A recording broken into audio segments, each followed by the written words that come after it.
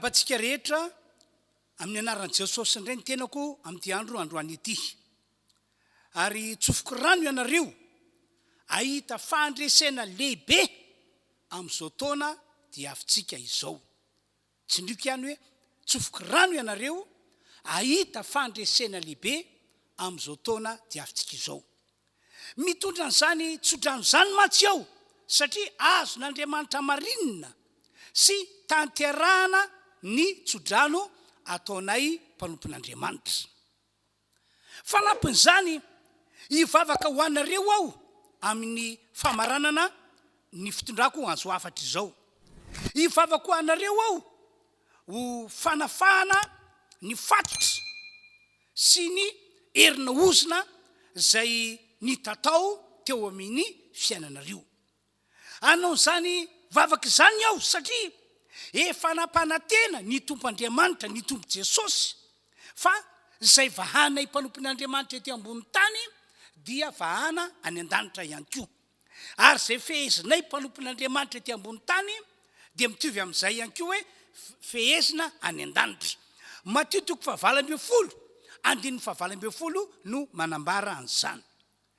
Ankoatran'izany Jesosy Kristy ihany koa efa niteny ao amin'ny Luka 10:20 fa efa nomenanay mpanompon'Andriamanitra fahefana anitsaka ny maingoka sy ny menarana ary ny fahefana entina mandresy ny herehetra zay ananany fahavalo. Omena Tompo ny dera sy ny haja ary ny voninahitra. Noho izany manasa anareo aho ny angila tsofina tsara iaino an'izao fampianarana entiko androany zao. Ary ny anana finoana ihany koa ny andresy manoloana ny ady mangotrakotraka zay atrenao ankehitriny. Eno tsara amin'izay azy satria ny fampianarana entiko anareo anio dia fampianarana manazava ny amin'ilay fanahy mpitondra fahafatesana. Araka ny fanazavana nataon'ny Paoly apôstôly mantsy ao amin'ny Korintiana voalohany ao 12:20 dia ny fahafatesana no fahavalo farany ho resena. Averiko indray hoe ny fahafatesana no fahavalo farany ho resena ho Paoly. Tantarako aminareo fa olana faran'izay mafy ary olana tsy haivahana mihitsy ny olana entin'ny fanahy ratsy na ny olana entin'ny ozina mpitondra fahafatesana. Anome ohatra aho, nahazo ny taranaky ely mpisorona ny fanahy ratsy na ny ozina mpitondra fahafatesana tamin'izany fotoana izany. Nahazo azo reo, nahazo ny taranaky ely mpisorona ny fanahy ratsy na ny ozina mpitondra fahafatesana satria nisy fahatsoana lehibe tena lehibe nataon'ny taranaky ely teo anatrehan'Andriamanitra. Eno inge ny voalasan'ny Baiboly ny amin'izany avy hatrany dia ho vakitsika le izy Samuela 2:2 dia vakina ny 9:30. Indro avy ny andro zay anapahako ny sandronao sy ny sandron'ny taranadrainao ka tsy hisy lehilahy ho tratrantotra amin'ny taranakao. 9:30 nefa tsy dia ho fongaloko avokoa tsy hoe ho anilan'ny altarako izy mba hahapahana ny masonao sy hampalahelo ny fonao. Ary ny taranako rehetra dia ho faty raha vao herotrerony. 9:30 ary zao no famantarana ho anao zay anjony zanako roa lahy dia ofiny sy finiasa ondray andro maty izy roa lahy. Mazava ny voasoratra fa nanomboka tamin'ny fotoana nilazan'Andriamanitra ny teny io dia natao maty ao anatin'ny fatanorana ny taranaky ity lehilahy atao hoe mpisorona ity. Ka ireo zanany roa lahy atao hoe ofiny sy finiasa no nisantatra an'izany fahafatesana maty tanora izany.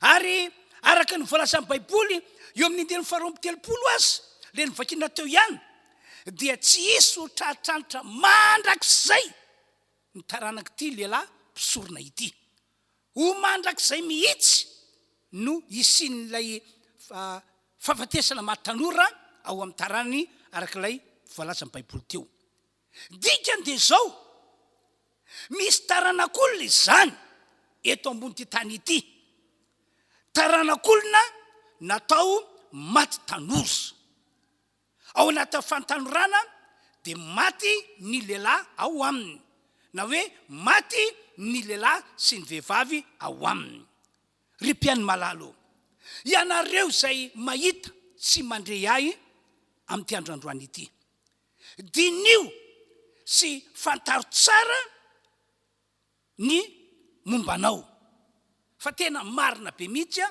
zany ambarako zany satria avy amin'ny tenin'Andriamanitra no netiko milaza ny famarinana zany eo aminareo de nisy fantaro fa mety ao aminareo dia misy karazan'olona angamba ny ilazako azy hoe ny lehilahy na ny vehivavy fotsiny na ny lehilahy sy ny vehivavy dia maty tanora tahaka zany ohatra efa nisy zao tantarako aminareo zao 30 taona lasa zay 30 taona lasa izay dia nisy ramatoa anankiray efa ao anaty taona ray indro marary izy ary isika ny marary de mba vahoana fahafatesana foana de tamin'izy narary faran'izay de efa tsisy nanantena azy ho velona intsony na de ny tenako zay namangy azy tany tokantrano azy dia raha nahita fiseho'ny aretina de tsy antenaina ho velona intsony izy kanefa moa isaorana ny tompo fa no famindrapon'Andriamanitra lehibe dia sitrana ihany izy ary de afaka natanjaka tsara tahaka ny olona rehetra de taorina zay de nanantona manokana izy nresaka tamiko ny tantara ny zavatra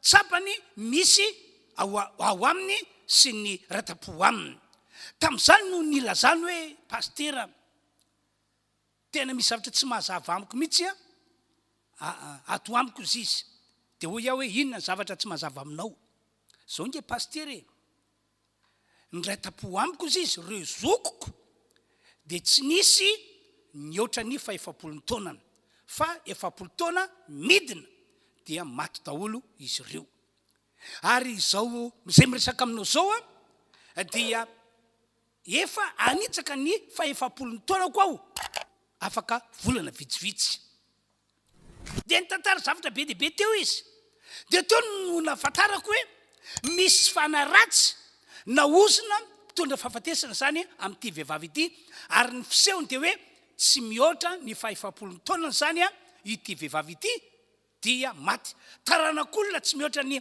70 taona zany ny taranaka misy azy dia maty de rehefa nandreny zany dia nampianariko azy ny ten'Andriamanitra de ny fisina fahafatesana fanahy mpitondra fahafatesana sy ny fisina ozina mpitondra fahafatesana de fahafatesana maty tanora de taorina an'izay de nivavaka ho azy no tapako ny ozina ndroako ny fanaratsy de rehefa vita zay de nitsofoko rano izy de soran'Andriamanitra riavana fa taorinan'izay vavaka fanapana ozina nataoko ho azay taorina vavaka fanlina ny fanaratsy natao ho azay dia tsy narary tahaka ny teo aloha intsony izy 30 taona teo eo zay ny lasa ary am'izao tsika miteny zao de mbola velonaina somatsara izy reo zokony rehetra aloha de marina fa tsy nihoatra ny 70 taona dia maty daholo ary reo zanany efa nidepassen'ireo zanany ny sasany ny 70 taona fa dia tsy nisy fahafatesana natratra ny zanany zany tantara zany riavana de manambara fa tena misy ny fanaratsy na ny ozina mpitondra fahafatesana ny tantarany taranakely voalaza ny baiboly ny vakina teo no manamafy an'izany ary le fijoroana vavolombelona nataoko teo ihany koa de mbola manamafy an'izany ry mpiany malalo raha nisan'ireo taranaka maty tanora ianao na ianareo zay mahita sy mandray ahy amin'ty androandroany ity de hoy aho hoe aza manahy intsony anao ary aza matahotra ihany koa fa omeko anao ny vahaolana tsara sy vaolana azo antoka indrindra rehefa avy eo. Mikasiany amin'ny Jesosy mantsy io vaolana omeko anao io. Anome ohatra faharoa ihany koa ao. Nahazo ny tanànan Jeriko ihany koa ny fanahy sy ny ozona mpitondra fahafatesana. Nahazo an'izany tanàna zany amataona maro ilay izy. Toy izao ny fisehony tamin'izany. Tsy nahavelan'ilay fanahy ratsy na ilay ozona mpitondra fahafatesana ananjanaka ny olona tao amin'ny tanànan Jeriko. Ny filazam-ponina an'ilay izy moa dia izao: ratsy rano ny tanànan Jeriko ka dia tsy mampahavananaka. Zay zany fitenin'jareo. Andaoka evakitsika voasoratra ato amin'ny Mpanjaka faharoa toko faharoa 1:170 toy izao voasoratra: aromponina tao amin'izany tanàna zany tamin'ny Elisa. Masina ianao, indro tsara toerana ty tanàna ity tompoko, araka izao hitanao zao, saingy ratsy rano ary ny tany tsy mampahavananaka. Ry havanao, tsy vitsy amin'ny olona amin'izao vaninandro zao, amin'izao vaninandro misy antsika izao, no manana fiainana tahaka izany mihitsy. Tsy mety mahazaza na taranaka ilay mpivady, na dia efa manao zay azo atao azy, makatsy, makeroa, mikarakara-tena sy mitsapy-tena. Na mipetraka ihany ilay zaza fa miala ao an-kibo rehefa feno 2 volana na 2 volana na 3 volana na 4 volana sy ny sisa. Na mipetraka ihany ilay zaza fa maty eo am-piterahana indray. Na teraka sy mahatsara ihany ilay zaza fa saingy maty ao anatin'ny fahazazana indray ilay zaza. Fanahy ratsy sy ozona mpitondra fahafatesana daholo ry havana malala no ao ambadika zany rehetrarehetra zany. Efa nahita olona maro tonga tao amin'ny biraoko, niresaka tamiko tao amin'ny birao. Misy amin'izy ireny le vehivavy fotsiny tonga, misy mpivady ny tonga, misy miaraka amin'ny ray aman-dreny rotota mihitsy no tonga mionamiko mitantara ny olana zay mahazo azy rio. Fa isorako Andriamanitra tsy to le tompon'izao rehetra izao fa rehefa mihaino tsara ny torohevitra nomeko azy ny olona mikasiany amin'ny Jesosy ary taoriana vavaka nataoko azy ireo, dia deraina ny tompoandriamanitra fa tena resy tosika ilay fanahy ratsy sy ilay ozona mpitondra fahafatesana, ary taoriana zay dia nazaza izy ireo. Mena ny tompo iaho ny voninahitra. Fa ankoatran'io tsy fahavanona nanaka nahazo mponina tao Jeriko io, dia nahazo ny asa fiveloman'ny olona rehetra tao amin'ny tanànan Jeriko ny fahafatesana. Araka ny voalazan'ny Baiboly dia tsy nisy vanina ihany koa ny asa famelomantena nataon'ny olona tao. Tsy nety nahavokatra ny mpamboly, tsy nety nahavanina ny mpiopy, ary inoko fa ny asa hafa ankoatran'izany dia maty akaranany daholo. Mbola fanahy ratsy sy ozona mpitondra fahafatesana tao amin'ny tanànan Jeriko no fototra zany rehetrarehetra zany. Zany hoe le ozona sy ilay fanahy ratsy mpitondra fahafatesana zany dia tsy nijanona fotsiny hoe tsy mahavananaka le olona, fa nataony tsy mahavanina famelomantena ihany koa ny olona. No tantaraiko taminareo izany rehetra zany ry havana malala, mba hahafahana mandinika sy mamantatra tsara sola ka anisan'ireo olona na anisan'ireo taranaka misy fanahy ratsy na misy ozona mpitondra fahafatesana eo aminao. Ilay natapahana sy ilay nafoanana mantsy ny fisiany zany amin'ity androany ity, fa ratsy zany dia mitohy ny tantara ratsy na nofo ratsy eo aminao sy ny taranakao. Ka hoy aho hoe averiko indray, dino isy fantaro ny mombanao lahy, sao ka io olana misy aminao io, toy ny olana ara-pitiavana, toy ny olana ara-tokantrano, toy ny olana ara-panambadiana sy ny olana hafa ka hoe fanay ratsy sy ozina mpitondra fahafatesana no ao ambadika zany rehetra zany. Isaorana nefa ny tompoandriamanitra ry havana malala fa tena tiantsika olombelona io Andriamanitra io. Tena tiantsika. Izy mihitsy no nanome vahaolana ho antsika entina mandresy ny fanahy ratsy na ny ozina mpitondra fahafatesana.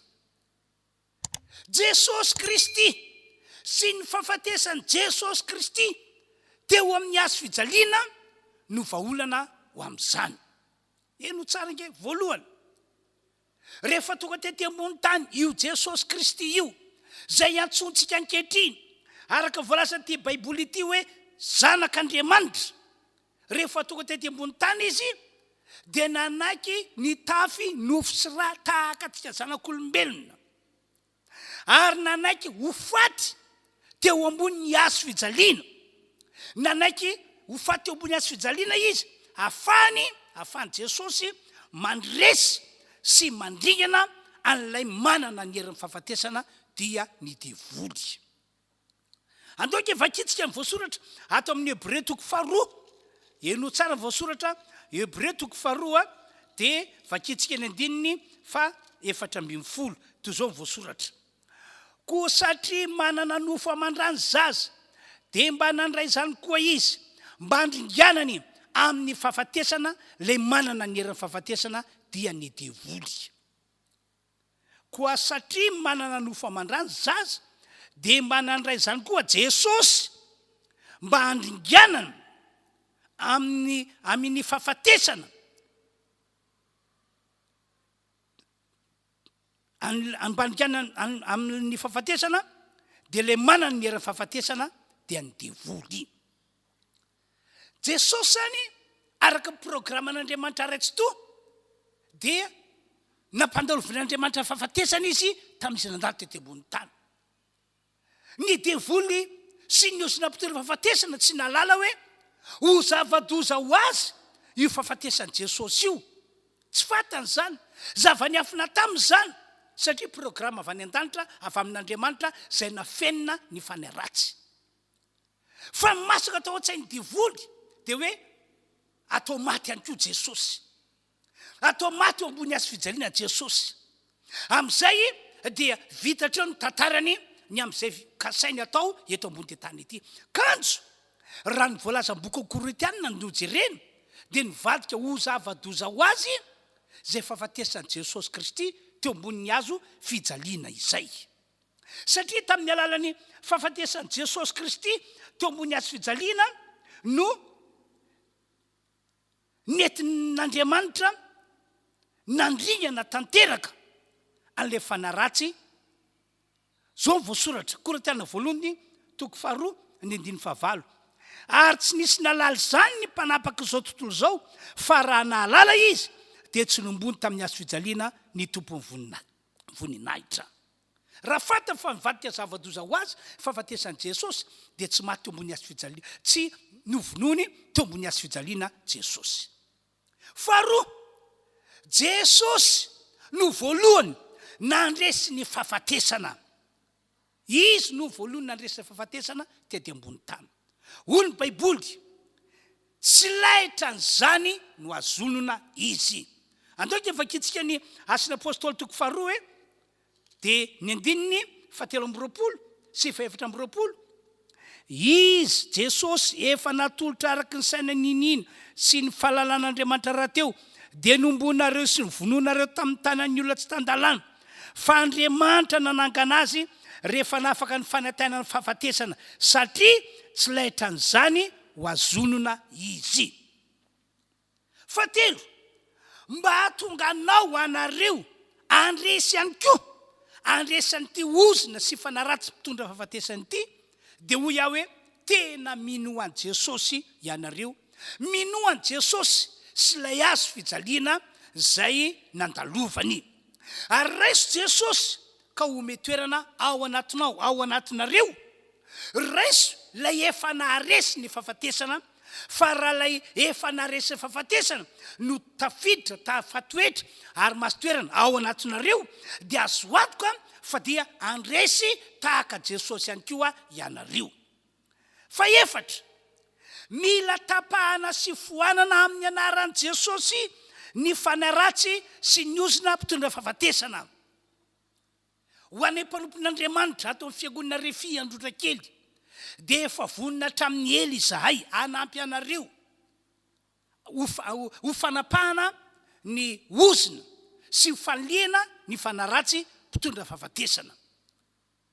Ka raha resy lahatra ny amin'izany fanazavana ataoko izany zao ianao ary mangetaeta ny ho afaka sy ny ho voavonjy amin'izao fahafatesana miatra aminareo zao, satria matsapy ianareo ankehitriny fa misy fanaratsy na ozona mahafatanora eo aminareo.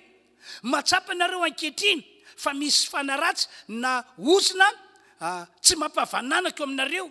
Matsapy ianareo ankehitriny fa misy fanaratsy na misy ozona mpitondra fahafatesana ny zavatra rehetra ataonareo. Dia izao no teniko, raha mangetaita ny ho afaka ianao, raha mangetaita ny voavonjy amin'ny fahafatesana io, dia hoy aho hoe manatona anay ianao. Na antso zahay ahafahanay manoro-hevitra anao, indrindrindrindra ahafahanay mivavaka ho anao. Satria raha ho anay manokana isaorana Tompo fa efa neta vokatra tsara izahay tamin'izany asa fanafahana nataona izany, ary enoko fa dia zao no andron'ny Tompo natao ho anao ihany koa, ka dia ho afaka ianao raha ohatra ka anaovana vavaka manokana. Io voasoratra io moa zany ny larana an-tariby ahafanareo mifandray aminay. Io voasoratra io raha tsara izy io dia atsonareo zany izahay. Fanampy zany anisany veliko tena zava-dehibe ihany koa dia ity ny famonjena fotoam-pivavahana. Dia fotoam-pivavahana misy herin'Andriamanitra mampitombo finoana ary misy herin'Andriamanitra miasa manafaka amin'ireo herina ho fanaratsy na herin'ireo ozona zay teny le fanaratsy le ozona mpitondra fahafatesana. Be dia be mihitsy amin'ireo olona zay nisy an'izany fanaratsy na ozona mpitondra fahafatesana zany no nahatsapa fanafahana rehefa nanaraka fotoam-pivavahana zay nataonay. Tena isorako an'Andriamanitra zany, tena omeko voninahitra ny Tompoandriamanitra tsy toa. Mino aho fa izao mihitsy no fotoanan'Andriamanitra voatokany ho anao mba hahatonga anao ho afaka amin'ny herin'ny fanaratsy na ny herin'ny ozona mpitondra fahafatesana. Hivavaka ho anareo amin'izao fotoana izao, dia raha mety aminareo dia afaka mandoalika mihitsy ianareo na apetra amin'ny fonareo ny tananareo, fa hivavaka ho ary matoki fa hisy herin'Andriamanitra ietefa any aminao, any aminareo ao anatin'izao vavaka iarahantsika manao izao. Andao ary hivavaka ho anareo ao, apetra amin'ny fonareo ny tananareo na mandoly mihitsy. Hivavaka isika. Ry Andriamanitra io, ry ilay izy hatrizay ka ho mandrakizay. Misaotranao aho fa noho ny fahasoavanao lehibe dia afaka nitondra an'izao afatra sy fampianarana izao aho ho an'ireo olona zay fa nandre sy nahita tamin'ity androandroany ity.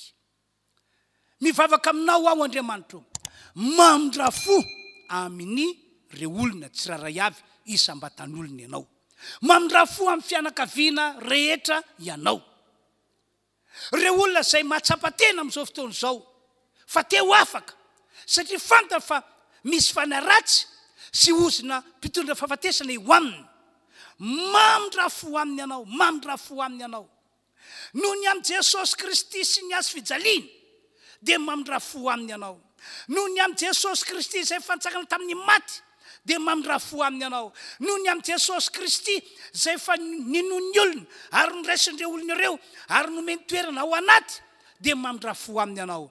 Ary amin'ny anaran'i Jesosy mandidy ny fanay ratsy zay mpitondra fahafatesanao, na endrika manao ahoana no sehoany, miala amin'ny anaran'i Jesosy Kristy avy any Nazareta izany. Rehefa nampitondra fahafatesana miaraka amin'ireo ozina mahafaty tanora, didina amin'ny anaran'i Jesosy miala tanteraka aminy. Reo fanahy sy ozina tsy mampavananaka amin'ny anaran'i Jesosy Kristy miala tanteraka. Reo fanahy ratsy sy ozina mpitondra fahafatesana amin'ny lafin-javatra maro toy ny lafin'ny fitiavana, tokantrano, fanambadiana na fameloma-tena, amin'ny anaran'i Jesosy Kristy mandidy aho miala tanteraka.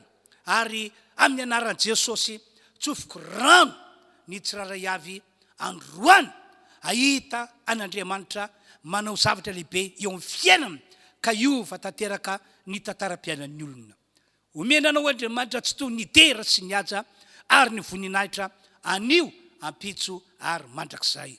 Amin'ny anaran'i Jesosy no anaovana an'izany vavaka izany. Misaotra Tompo. Amen. Dia manarak'izany ry mpiaino malala, isaorana moa ny Tompo fa efa misokatra ny fiangonana, varavarana fiangonana, koa dia manasa anareo